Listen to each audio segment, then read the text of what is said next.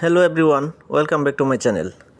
নিয়ে আসলাম লাউ নিরামিষ রেসিপি। তো আমি প্রথমে দিয়েছি সয়াবিন তেল, তারপর দিয়েছি পেঁয়াজ এবং মরিচ।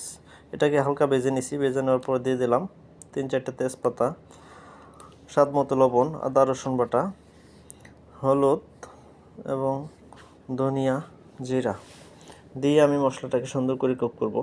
যারা আমার রেসিপিটা ফলো করতেছেন তারা অবশ্যই পুরো ভিডিওটা দেখবেন, কোথাও স্কিপ করবেন না। মশলাটাকে আমি সুন্দর করে কুক করে নেব। কুক করে নেওয়ার পর আমি লাউগুলাকে দিয়ে দেবো। দেখেন লাউগুলাকে আমি পাতলা পাতলা করে কেটেছি। আমি কিন্তু অলরেডি 5-6 মিনিট হয় এটা বসাইছি, ঢাকনা দিয়েছিলাম। দিয়ে দেব। মাছ মাংস খেতে খেতে বোর হয়ে গেছেন তাহলে আমার রেসিপিটা অবশ্যই ফলো করবেন।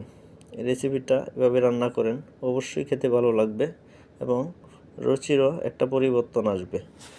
আমি লাউটা কিন্তু হওয়ার পথে, এই শেষ পর্যায়ে এসে আমি দিয়ে দিছি কিছু ধনেপাতা দিয়ে এটাকে ভালো করে নেড়ে দেব 1 থেকে 2 মিনিট। তারপর আমি দেখাচ্ছি কাছে থেকে আপনাদেরকে যে আমার নিরামিষ সবজিটা কতটা ইয়ামি হয়েছে আর কতটা জুসি হয়েছে। এই নিরামিষ দিয়েই আপনার প্লেটের ভাত শেষ হয়ে যাবে আমি আশা করি। আমার ভিডিওটা ভালো লাগলে অবশ্যই ভিডিওটা শেয়ার করে দেবেন।